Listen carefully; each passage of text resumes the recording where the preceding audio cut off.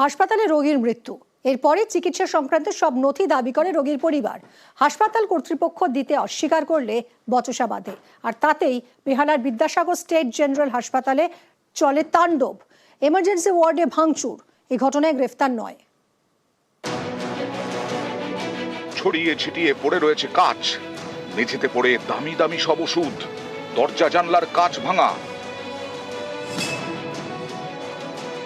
Police কর্মীদের কাছে তিনি বারবার সাহায্য চান যাকে রক্ষা করার জন্য, কিন্তু তাকে কোনোভাবেই রক্ষা করা হয়নি এবং তারপরে তিনি কোনো রকমে এদের হাতে মার খেতে খেতে বাথরুমের ভিতরে ঢুকে নিজের জীবন বাঁচান। এ ছবি বেহালার বিদ্যাসাগর স্টেট জেনারেল হাসপাতালের। শুক্রবার রাতেই সরকারি হাসপাতালে মৃত্যু হয় ঠাকুরপুকুরের বাসিন্দা শেখ মেহমুদ আলমের। এরপরেই হাসপাতালে তাণ্ডব। পরিবারের দাবি, চিকিৎসায় গাফিলতিতে যুবকের মৃত্যু হয়েছে। চিকিৎসার যাবতীয় নথি তারা হাতে চায়। হাসপাতাল জানায়, আদালতের নির্দেশ ছাড়া সরকারি হাসপাতালের চিকিৎসা সংক্রান্ত নথি দেওয়া সম্ভব নয়। এই নিয়ে বচসা বাঁধে, গরম হয়ে ওঠে পরিস্থিতি। প্রায় 150 জন হাসপাতালে ঢুকে পড়ে, তারপর তাণ্ডব ভাঙচুর। ওরা দাবি চাইছে যে আমাদের পেশেন্ট মারা গেছে, যে ট্রিটমেন্টটা হয়েছে সেই ট্রিটমেন্টের কাগজ চাইছে। অনেকটা ভাঙচুর হয়েছে, লালবাজার থানায় এসেছিল। অভিযোগ, মারধর করা হয় নার্স ও নিরাপত্তা কর্মীদেরও। হাসপাতালের মধ্যে রয়েছে পুলিশের আউটপোস্ট। অভিযোগ, সেখানে উপস্থিত পুলিশ কর্মীদের সাহায্য চেয়েও মেলেনি।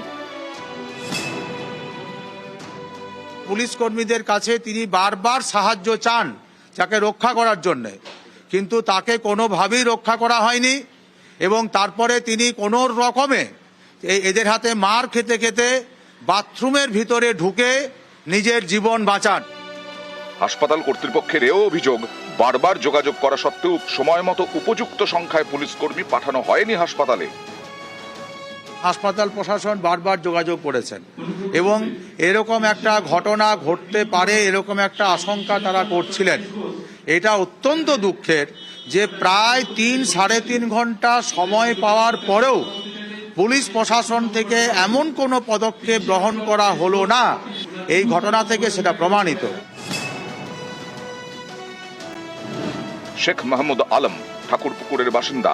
এই যুবকের মৃত্যুর পরেই হাসপাতালে তাণ্ডব। হাসপাতাল কর্তৃপক্ষের দাবি, মৃত যুবকের পরিজনেরাই হাসপাতালে লোকজন জড়ো করেন, কিন্তু মৃত যুবকের পরিবারের দাবি, হামলাকারীদের তারা চেনেন না। ভাঙচুর দেখেন আমরা করিনি, আমরা যদি করলে আমরা তো এখানে দাঁড়িয়ে থাকবো না, ঠিক আছে? যারা করেছে তারা পালিয়ে গেছে, আর মাঝখানে আমাদেরকে টেনে নিছে। এই ঘটনায় শতপ্রণোদিত মামলা রুজু করে তদন্ত শুরু করে বর্ণশ্রী থানার পুলিশ। পরে অভিযোগ দায়ের হয় হাসপাতালের তরফে। শুক্রবার রাতেই হাসপাতালে তাণ্ডবের ঘটনায় 23 জনকে আটক করা হয়। পরে বেশ কয়েকজনকে গ্রেফতার করে পুলিশ। নিউজ 18 বাংলা।